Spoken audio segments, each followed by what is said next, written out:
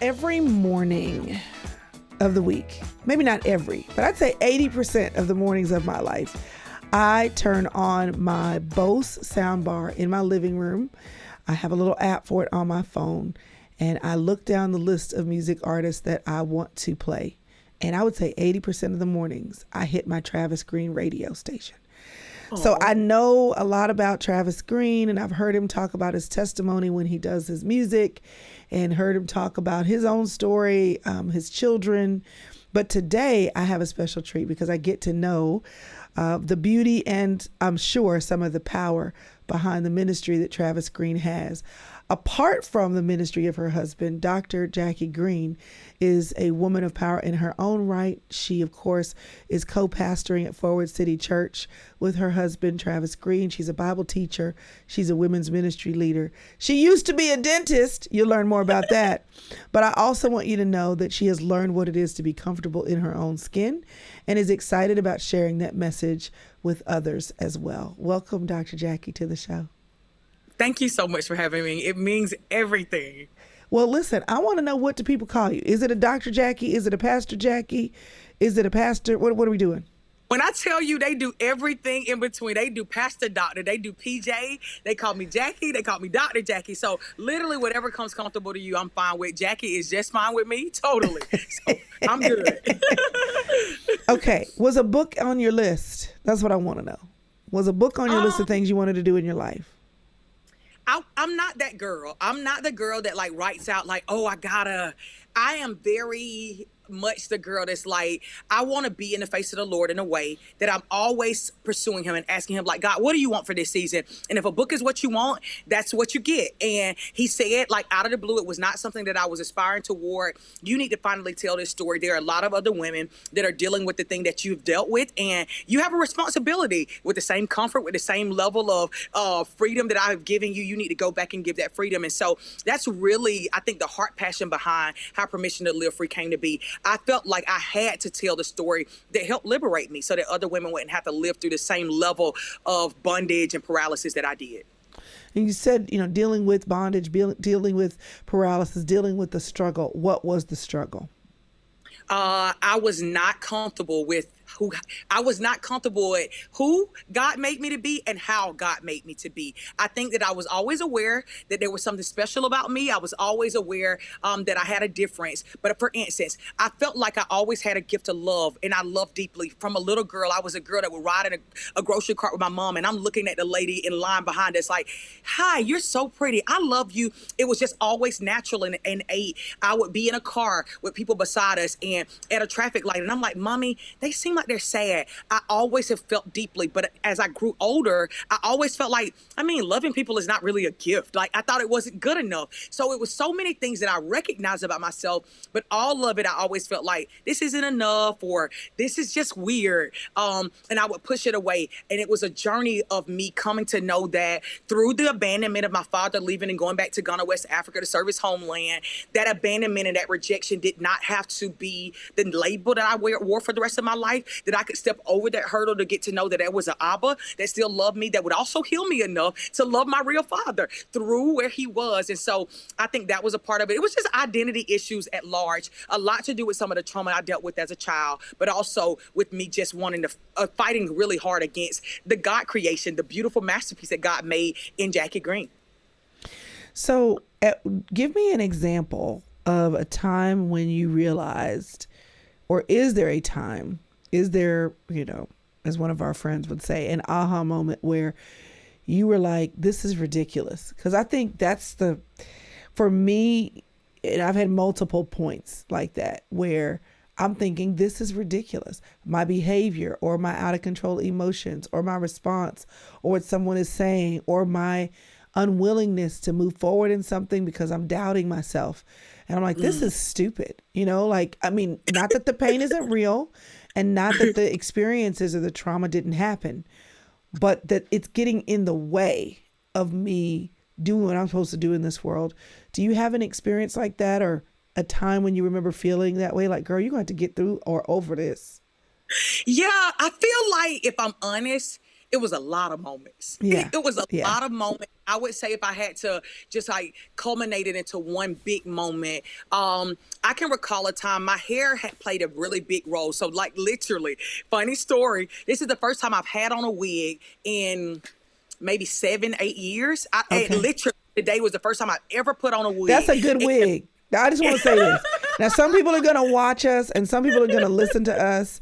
And if I can just pause your story right here, right quick to tell you, you making me want to go back. I went to the store one time, and I know that there are a lot of places to get wigs from, but I went one time and my hair wasn't wig ready. You know, it has to be laid down. It has to fit under the cap. And it was, it had something lumpy going on. So I'm putting on the wig and I'm sitting and looking at myself in the mirror. And, somebody was like, "Is that Crystal? You go to Dr. Evans' church?" And I'm like, "Oh, Lord, now I'm in here looking like I got a mop on the top of my head." But I just sometimes don't want to fool with hair and I just need to put it on. And some wigs don't look right. And some wigs can look right. Yours looks right. That's all I want to say. Yours looks great. But anyway, go ahead. It's the first wig in a long time. And you were talking about getting comfortable in your own skin. So for when I was 2 or 4, one of them, very, very young. My dad is he's Ghanaian. He's from West Africa. And so, before curls were cute, before we were like doing the natural hair journey, my mom was trying to tame my curls, had put 2 chemicals in my hair. She put a texturizer and a relaxer in, and my hair fell out subsequently. And so, and me and my mom had to walk through this story because the trauma of it happening when I was so young, I carried for all of my life. Even when my hair grew back, I still always felt like I can remember being the girl that would have to be in the back room at the hairdresser because they're trying to cover up the bald spot and nobody knows. And it was just like a lot of history of like, something's wrong with you. It wasn't just that my hair was broken. It actually ended up translating into I'm broken or something is wrong with Jackie the person. And that followed me throughout my life. And this leads into this moment where I'm at my house and I can recall like going to the hairdresser and trying to do something finally with my real hair for the first time. I got to the place where I'm not going to drive 5 hours and have to have the weave laid to feel as if I'm good enough. I'm going to take the weave out. I'm trying to do something with my hair and I'm literally running up my stairs in the house with people that I love, my husband, people that are family friends, because I don't want anybody to see me without my security blanket of weave. I got to a place where I'm standing in the mirror and God said, "Do you like it?" And I can't just remember, like, I had never even asked myself, Crystal, does Jackie like this? Because I was so used to making sure that the whole world liked how I look. Okay, if they think it's beautiful, then I think it's beautiful. I wasn't even aware anymore of what I like. And it translated to more than just, do I like my hair? It was like, do I like the way I speak? Do I like the way I dress? All of kind of fell into this trauma bond with it all breaking, with my hair being messed up. And I had to get to the place after God asked me that question, like, I got to get back to the God intention, like God original Jackie. What made me beautiful? What does he say about me? What does he love about me? And going on a journey to finally say, I'm going to stop allowing everyone else to give me permission to be who I am, to wear my hair the way I want it, and finally say, like, are you going to finally say, I have permission to be who God created me to be and love her? That was a really hard journey. And although I can say it now without tears, that was 26, 27 years of a struggle of always questioning, like, if I said it right, or do they think it's good enough? It was a hard journey, really hard journey. Do you mind if I ask what decade of life that you're in? Are you in your 30s? And I always forget how old I am. I'm 35. I turned 36 in December. So all the way up until about 26, 27, I was still fighting that journey hard. Well, I was looking down at your Instagram and this is what I will say. I will say you do whatever the heck you want to with your hair. That's what I would say. You hear me? 'Cause like every third picture, it's different. Every third picture, you got something else going on. In this journey of being comfortable in your own skin, one of the things I find is that people, women specifically, but people feel like once you decide what you like, that's it. Like, and that you should commit. And I think what's beautiful about your journey is you're saying what I like is change. Yes. I like having it this way one day, and just because I feel like it, I like it having it this way another day. And they are totally different, totally different looks. Did you know that there was no one thing necessarily that you liked, or did you have to find your way to that as well? I think a part of that was I have a real strong stance about what freedom means. And for me, freedom means that I don't have to have one thing. That to me is what freedom is. So for a long time, I was like, okay, I had to go on a journey where I was like abstinent from weed because I had to get over that I had to have it in order to look beautiful. So for a long period, I would not put weave in my hair. And then I got to the place where I was like, okay, I've not done weed, but if I get to the point where I have to not have weed, then I can also be in bondage then. I want to be at the place where neither is bad. I don't want to be bound to like, I got to be natural or I got to be the girl that love weed. I want to be free enough to do whatever I want to do. And I don't want to be bound to either version. So for me, I think the big thing is not even the look, is freedom. I just want freedom. And if I want to do a wig, or if I want to do it cut off on the side, I want to be free to do that. So how has the freedom journey been impacted by your husband? I know that a lot of women struggle with what they want to do because they're also trying to please their husband. If my husband doesn't like it, then am I actually free to be me? And we're not talking just about hair. It's like I've had friends that say, I actually want to go on this trip, or let's just bring it even down 1,000. I want to go see that movie. He don't want to go see that movie. You know, am I free enough to go see that movie by myself or with my friends?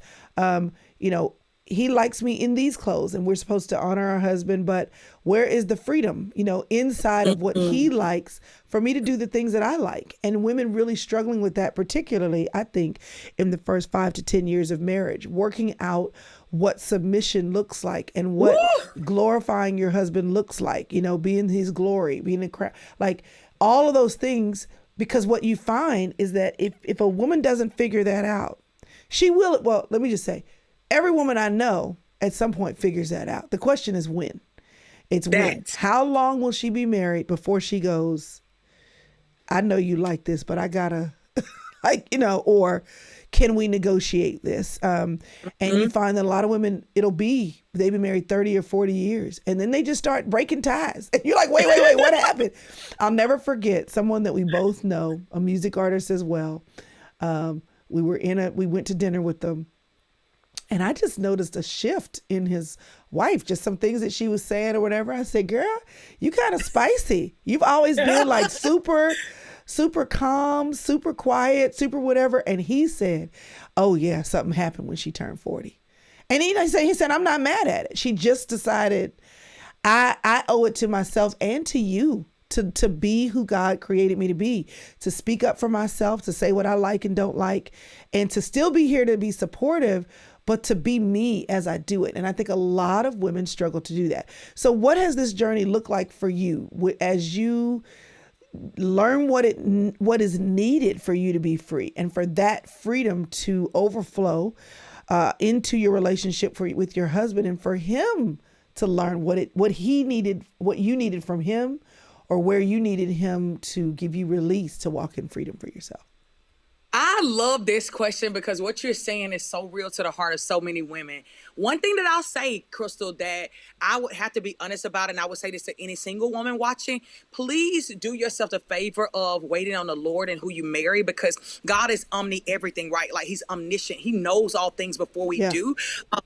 And I really believe that the Lord knew the journey that I would go on in terms of me owning my own authenticity and individuality. And my husband was so well suited for it. I'll say, in a journey where I was trying to detach from wanting to be Beyonce and have the long weave, he actually loved my naturalness. And he was the one that's like, girl, you don't have to wear heels if you don't like heels. You can take that weave off. And I actually like your natural hair. Yes, it's fine, but I love it. It's you. And so he was a huge champion and a huge, I would say even catalyst for me going toward me finding out who I was outside of having to add to make or to feel beautiful. And so I would say that part, but I will also say he was really, really loud about how he didn't like wigs. And this is actually the first time I wore one since I let it go a long time ago. And I just did it. And he was here when I started it. And I was like, baby, do you like it? I don't even know if he knows it's a wig. I actually think it's a mental thing that he tells himself that he doesn't like.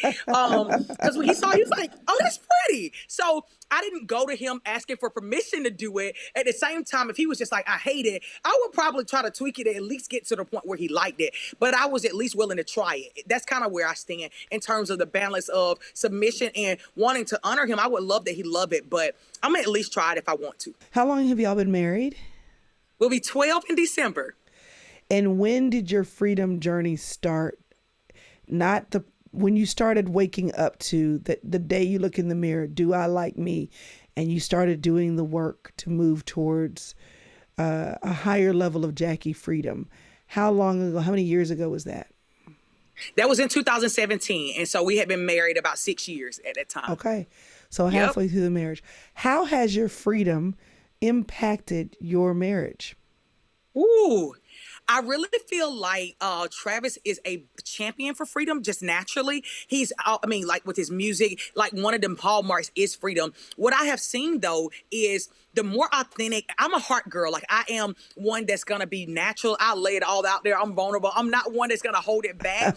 Although he's a little more church than me. Like he was the drug baby, like drug to church every Sunday. And although I definitely had a church upbringing, I wasn't like in there 7 times a week like he was. And so I think that my authenticity kind of brush off some of the Christianese and the it gotta be perfect and everything done right. I think I brought out another real side to him where he was able to, even I see in his ministry, his preaching, where he'll like uncover himself more. Like I had a bad day. He wasn't that person very often before I feel like my freedom journey began. Yeah, if freedom is it transfers. It is does. You can't be in the presence of somebody who's free and either not want it for yourself or not see what it looks like. You know, it's just like if you can taste it, then you want to repeat it. It's like Dorito, you can't just eat one chip. Once I've had some, I want more of that. You know, I want more of that.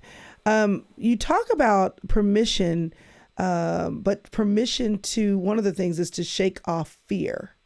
What does fear look like in your life? What were you, or what were you afraid of, or who were you afraid of? What was fear based in?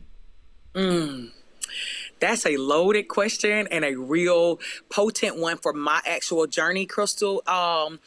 I feel like, and I will tell women this often when I'm mentoring them, like that girl that you see in your dreams, like sometimes you'll dream something or you'll have a vision and you'll see her and you're like, oh, that's too much. Like, don't be afraid of her, because that was my story. I think that I would see a free version of myself where it wasn't just at the prayer retreat when I've had like a lot of Jesus where I'm leaning in, where I would get glimpses of her. It was like, you are that girl, and stop, telling yourself that this is like a alter ego or this is someone, like they do that whole, I forgot, like, what's the word?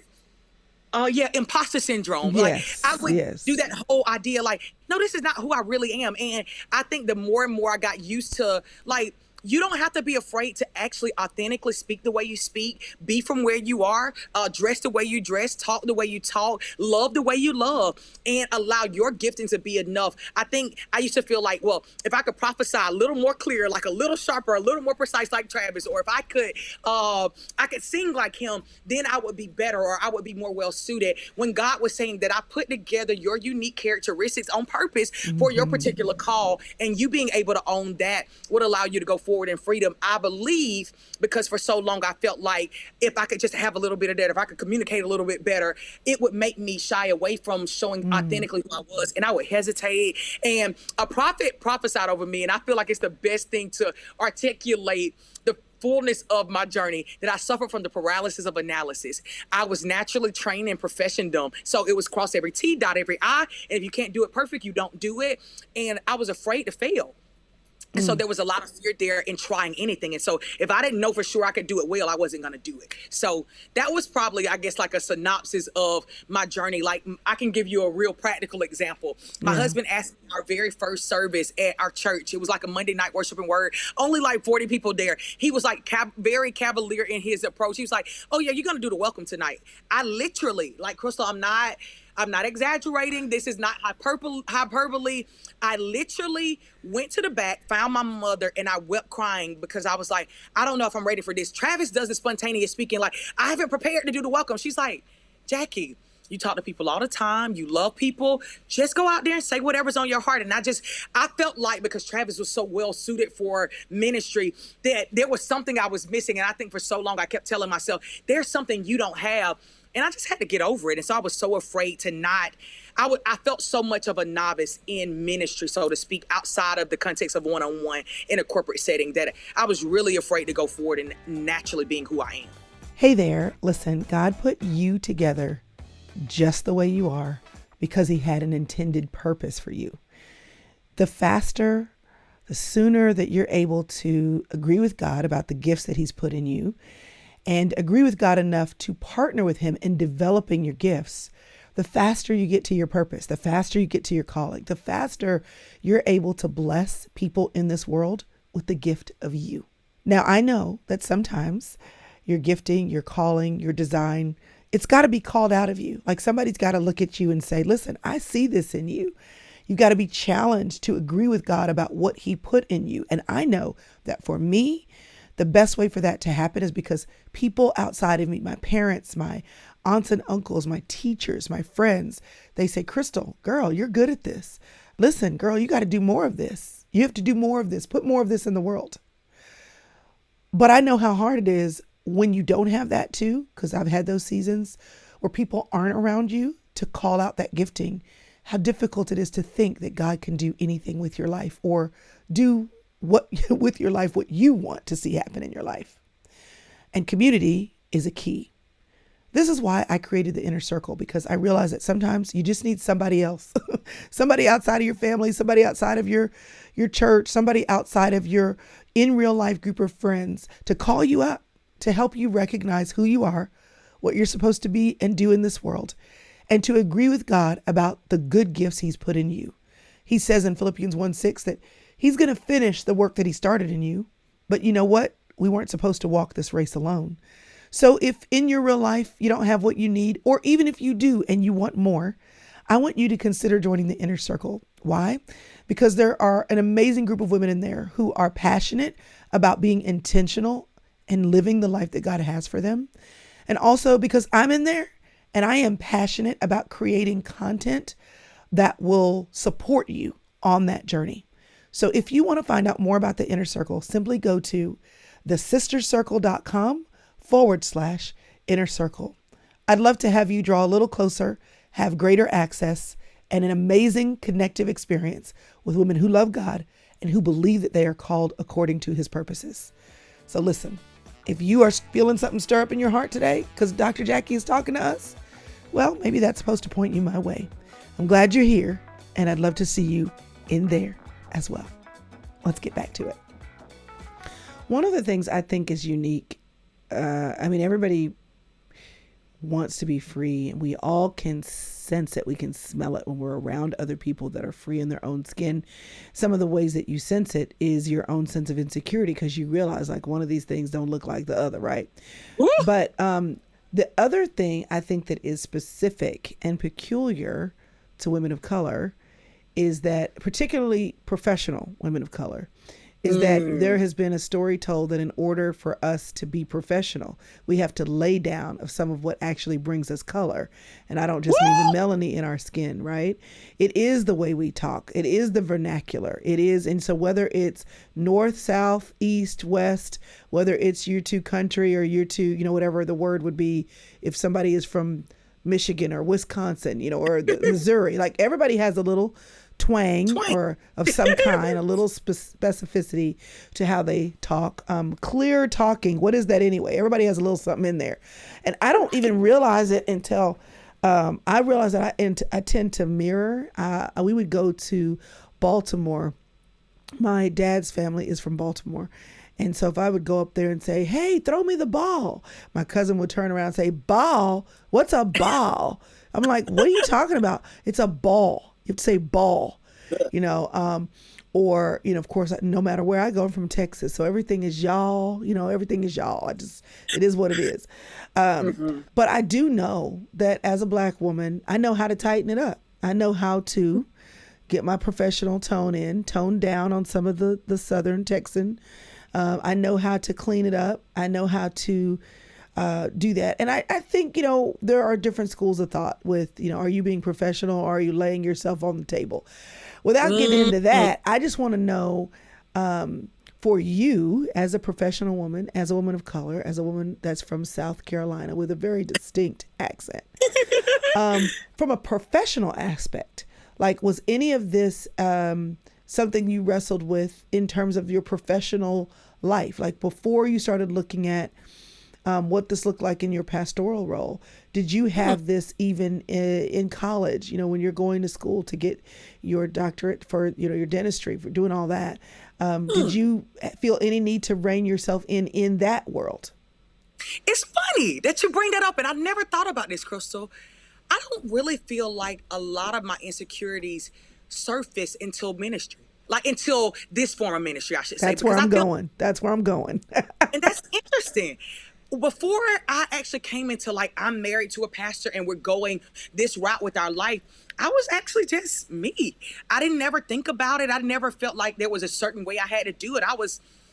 No. So what was it then about ministry that made you start feeling that way? I think a part of it had to do with I felt like God didn't give me a runway in terms of when I came into ministry, I came in with eyes on me. Like, I mean, all of Travis' celebrity friends were already watching. I remember my first time ever speaking, Dunny McClurkin literally wrote us and was just like, this woman blessed me. And I'm just like, whoa, that's a lot, God. Like you could have prepared me more. And so I think it might have had to do with the level of notoriety I walked into just at the stardom of us just stepping out there. It made me feel very uncomfortable, and like I had to get it together. And I was positioned beside someone who had been speaking, and I think, so to speak, like striking at who he was as a minister in prison ministry since he was 18. He was 30 at the time. So I felt like he had it all together in terms of like what is expected in the ministry standpoint. And I didn't. I didn't come from the, I don't know. I just didn't have the same level of background with how it's supposed to be in church. And I think maybe a lot of that brought about a lot of my insecurity. I never thought about this until right now. Well, it sounds like you didn't feel you were equipped. Like, in order to be a dentist, there was a path. I'm going to go to school. I'm going to pass these tests. I'm going to get these certifications. I know these are the things that I have to do. This is how I become that. And I'm willing to do the work and willing to show up and check the boxes. But the minute you show up and don't feel qualified or equipped with no opportunity to prepare, then how do I know how to do this well? How do I know how to do this right? And I think it was his plan all along, because it forced dependency. To your point, Crystal, like by the time I met Travis, I got to the place, like I say all the time, I felt like dental school was my actual spiritual training grounds, because that was kind of like the intersection of us starting that journey of ministry. And the Lord was like, no more you having all these check boxes and you have it together in your own strength. You're going to be forced to rely on me. And I actually really believe it was his gift to me, because I don't believe that I would have come to know him the way I know him without it. So the thing that I hated was the thing that actually brought me the best gift, in that I came to rely on God in a way I never would have without not being able to be prepared. How do you know you're free? People ask me that all the time. They'll say, well, how do I know if I'm free or not? And I have an answer, but that's, it's not an easy thing to quantify. It's not easily quantifiable. It is a knowing, but I would like to know, if someone tells you that I want to be free, I'm not sure if I'm free. How do I know if I'm free?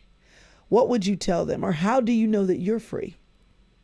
I feel like when I think of freedom, I think of when I'm at a place where I don't have anything to hide.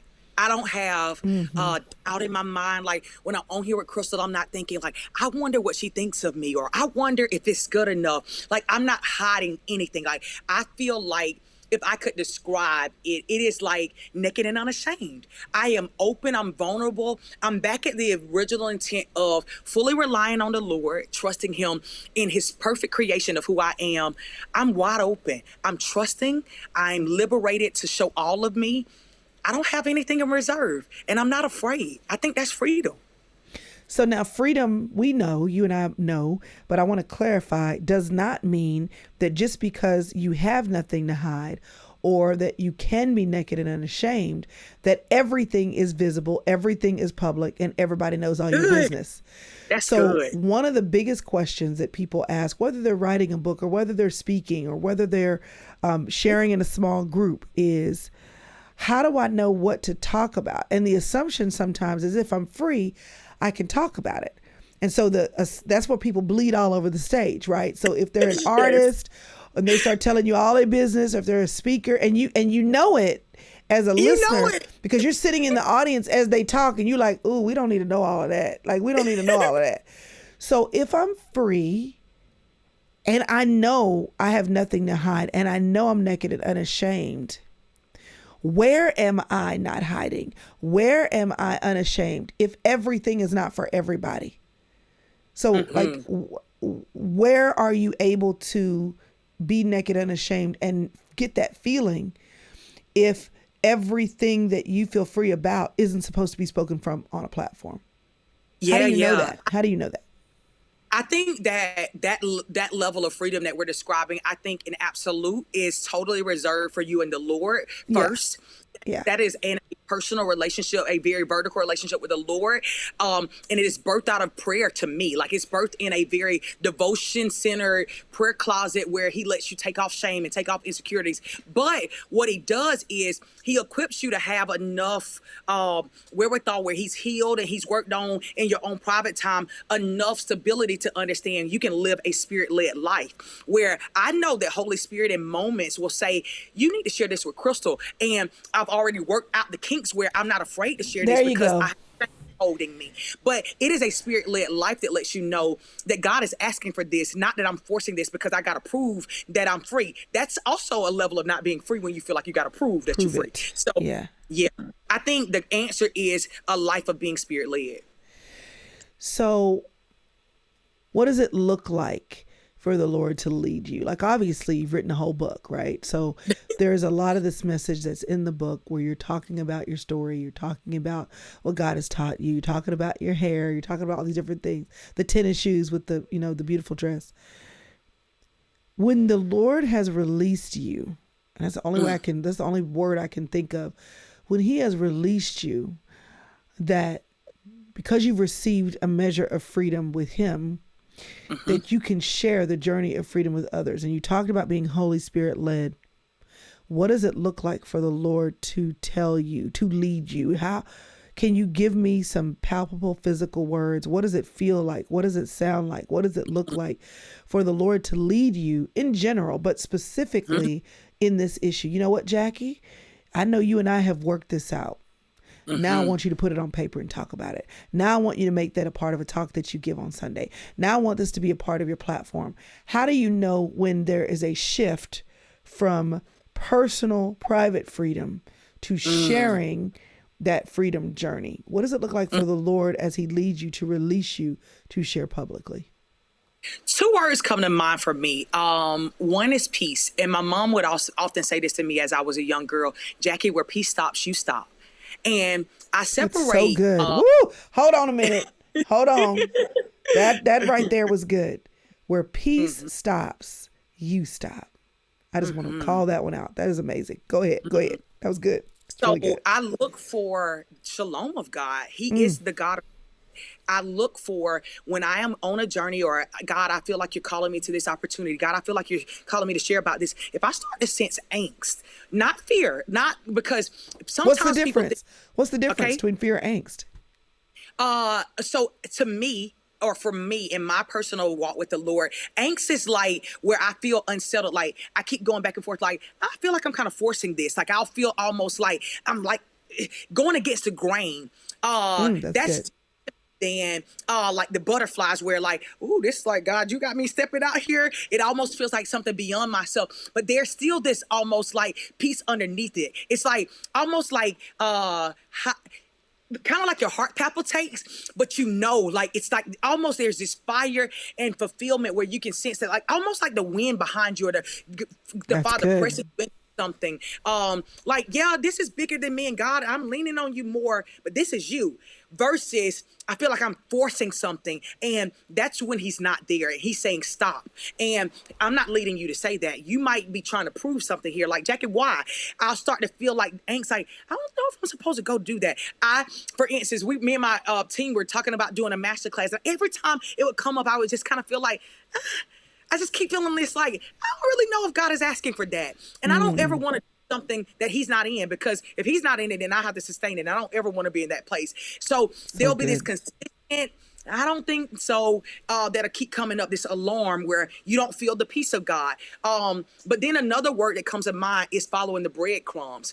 Like, he will sometimes uncover these things in the scripture. Like, I'm like reading, and he'll just keep bringing up, like right now, I'm in Exodus studying, and he keeps talking about build according to the pattern, like build according to what I showed you on the mountain. And so he's highlighting this idea of vision. Like Jackie, vision isn't just something that I show you. It's so you're able to build according to exactly what I want. And when you build, even if I'm saying build a tabernacle, if you don't build according to the pattern, you didn't build what I wanted.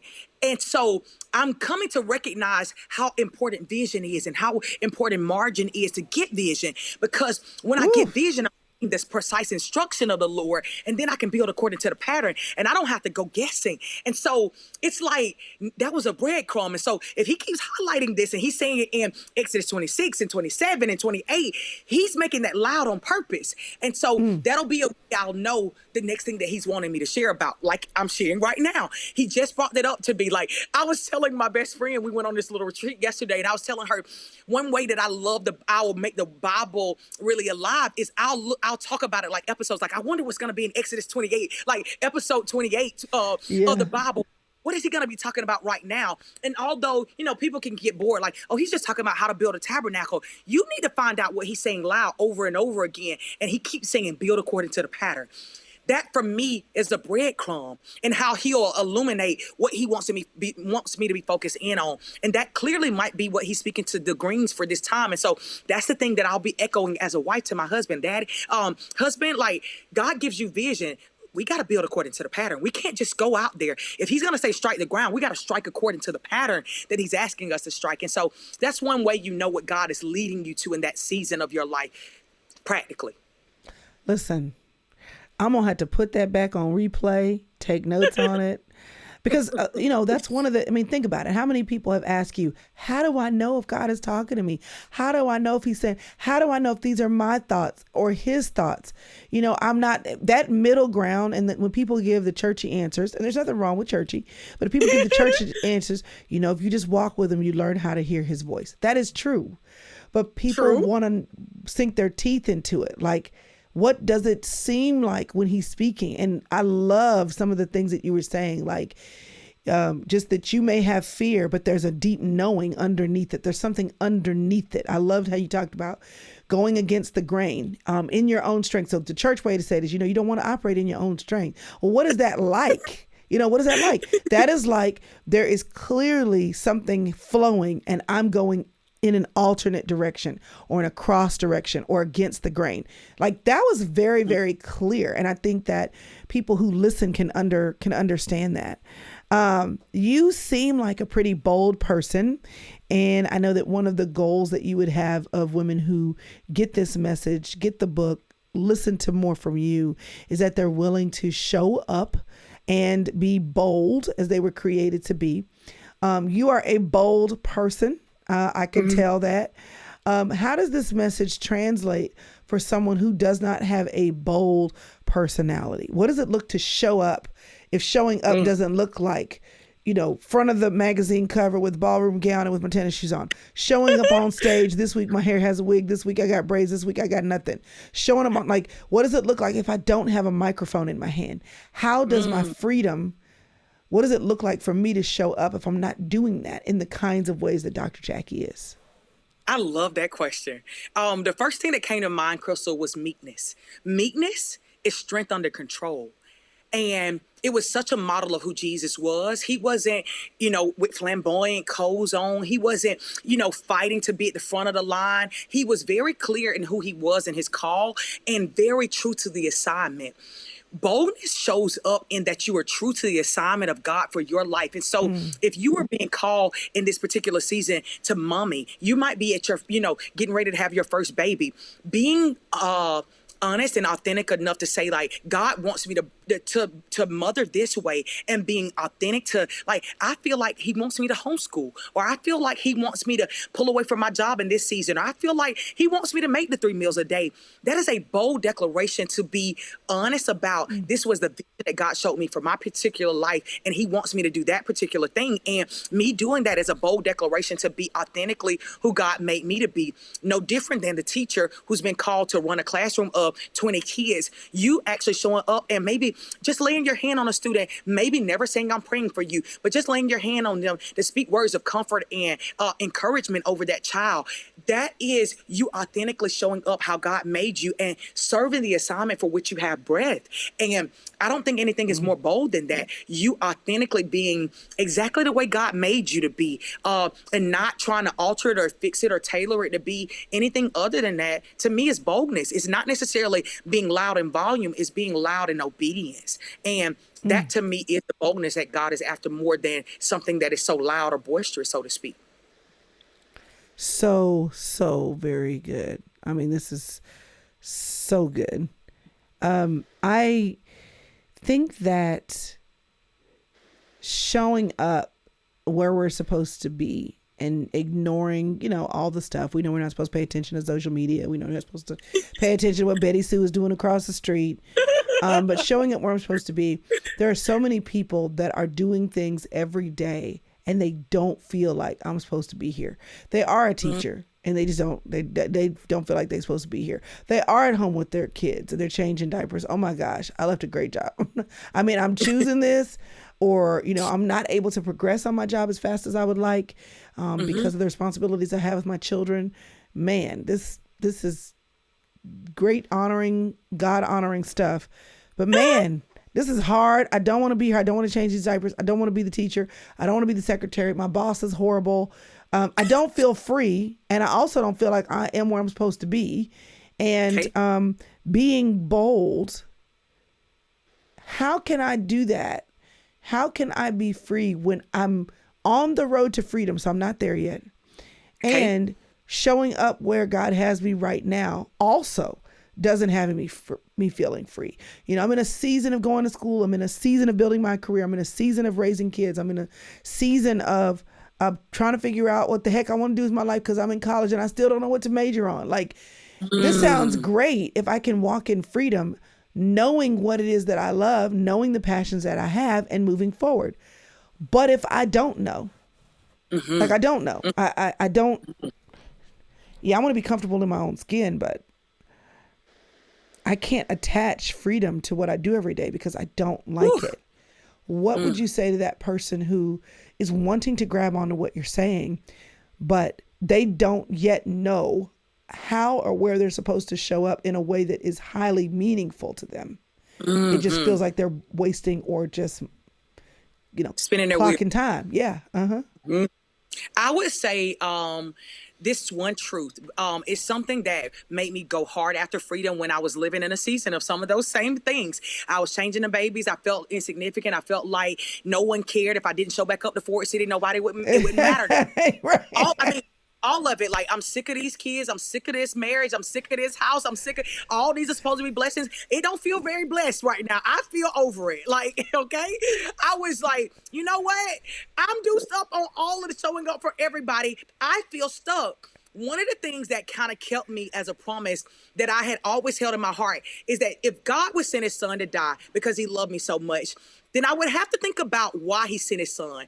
One of the things that he says on the other side of him sending his son is that he came that we might have life, and life to the full, or life more abundantly, right? And so if he would do all of this to send his son because he wanted me to have abundant life, then there had to be something he had in mind for each one of us as individuals.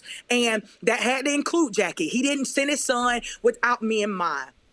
So if that is true, and he says that before he formed me, he knew me, there was something that he had as a plan. And if I don't know the plan, because I am not Jesus Jr., and although I might have been functioning like Jesus Jr., choosing my own major, choosing my own boyfriend, choosing my own spouse, making the decisions for myself, and it's landed me in a stuck place, or landed me in a place where I have not found the fullness of the thing that I'm currently in, then maybe I should slow down before I even try to find the thing, Crystal, that fulfills me. Maybe I should just go back to the one that is fulfilling, and find and start digging to find out who I am and what he has to say about me. Because what I do believe is that God is the God that will sing the song of the Lord over you. He gives affirmation as to who you are and what he wants for your life.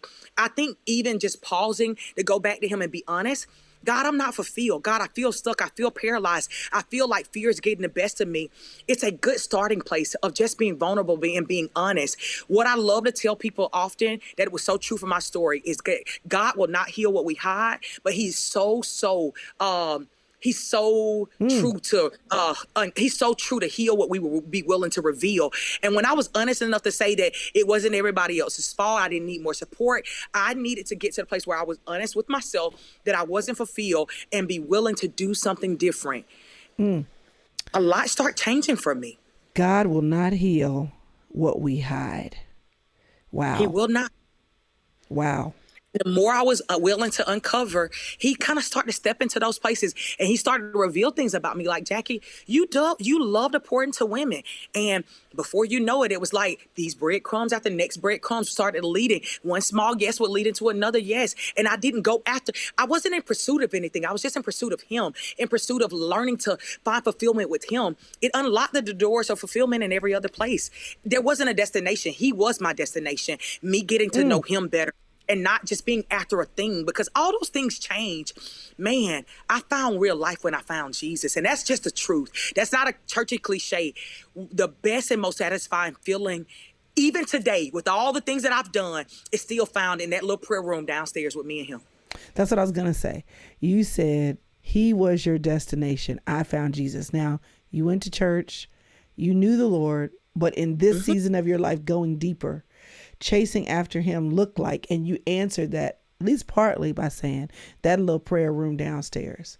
Can you give me some pictures of what chasing Jesus looked like? When were you prioritizing that time? How long were you spending? What were you doing to get on that chase? So initially, and because it started in a time where I had a really young baby, and I want to say that for like, it won't always look the same from season to season. In one season, it was in a big orange chair, rocking that baby up at 4 o'clock in the morning, 3 o'clock in the morning. And sometimes I would just pray in the spirit. I would sometimes just like turn on worship music. I would put my AirPods in and I would be rocking, and I would just pray. I would pray over that child. I would pray over my life. I would pray over all the things that I was frustrated about. That was a form of me chasing. It changed into my baby getting a little older and getting to go to daycare. And I would literally, and it's still to the day what I do, I go in my prayer room. I don't sit on the couch. I feel closer to God when I'm on the ground. I sit on the floor. I get a little pillow. I sit on my little pillow. I have my journal and I grab my Bible. And I think it was Priscilla who actually taught me this, saying that I read the word until the word reads me. I don't just read to say like I read. I don't certain amount of scripture I got to read today. If one word that one scripture, one verse grabs me, or one word in that verse, I'll pour over it. I will go look it up. I will get a commentary. I go to enduringword.com because I found that was like a reputable commentary online. So I don't always have a book. I will write in my journal just where I am. Abba, thank you for today. Like, thank you for a new day. Like, thank you for new mercies. God, what do you want to do with today? God, I'll hang you my agenda. I'll hang you the things that are pressuring me. I'll tell him about the things that I'm afraid about, the transitions. I'll literally just write it all out. And sometimes as I'm writing, I'll hear him say something. I'll start that. Okay, God, you want me to rest. I'm moving too fast. Okay. So those will be things that I'll take out of that prayer room. And I'll say, hey, to my assistant, in my prayer time today, I felt like the Lord was saying I needed to add pause to my life. Can we build in some more days of just Sabbath or time to myself so that I can create pause? I'll read my Bible. I'll sometimes have a book. Like, I love David Digger Hernandez. And so sometimes it's me in a book. I'll turn on my worship. all of these are forms of me chasing the Lord. And it's not the same every day. And I don't force it to be the same. I'll kind of be led. The same thing when peace stops outside. Like I'll pick up, look, I have one of my books right here. I'll pick it up. I'm like, God, is it victory over darkness today? And I'm like, nah, I don't really feel that. I put it down. My Devo book right now is Priscilla Shire. Literally, I'm literally studying. And it's like, do we need to do this today? And he might say, yeah. So we'll open it up, and whatever day I'm on, I'll do that. Sometimes it's just me and my journal. I'll grab my journal and we'll start writing. Don't force it to be a thing. That's what keeps it beautiful and what it keeps it alive and fresh. I think when we start like, I gotta read a certain number a day, it just gets old and stale. I like it to be fresh, where I'm kind of trying to find him in this journey of like where he's leading me for today. So beautiful, so real, so clear, so fresh. It is my pleasure to get to know you, my kind of people. I hope you feel that. I feel it. You feel it. You feel it. Yes. Except I don't be coming to interviews with my face beat. I can't do all of that. Apart from that. But the thing Oh my gosh. is, and this is what I was going to tell you, Crystal, your internal speed. Like, you can tell that you spent real time with the Lord. It's in your posture. It's in the way that you make another woman feel. I feel safe with you. And all women can't do that for another woman. That takes real time with the Lord, where you have beautified the internal man. And man, that's what I wanted to say more than anything. I feel safe with you. Like, I feel like my best self. I don't always feel the same way. Like, other people bring out the best parts of you, and I feel like you do that for people. And I didn't want that to go without being said. Like, you're a gift to another woman. Like, I feel like this was beautiful because of what you brought out of me in a way. I don't even feel like I have proper language to the gift that you are. Wow. That is super encouraging to me. I'm so honored to have a chance to meet you, and I'm so excited about your book and about the level of freedom, because you're bringing who you really are to the surface and saying, look, this is what I learned. This is what God is teaching me.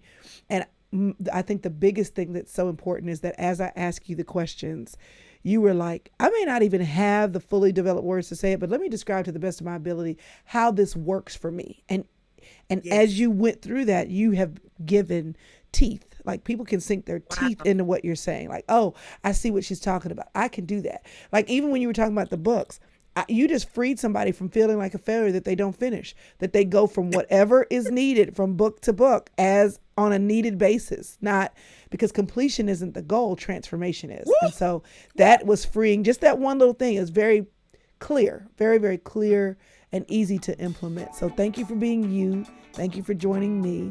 And let's just call this the first time and look forward to the next. Yes, ma'am. I appreciate you so much.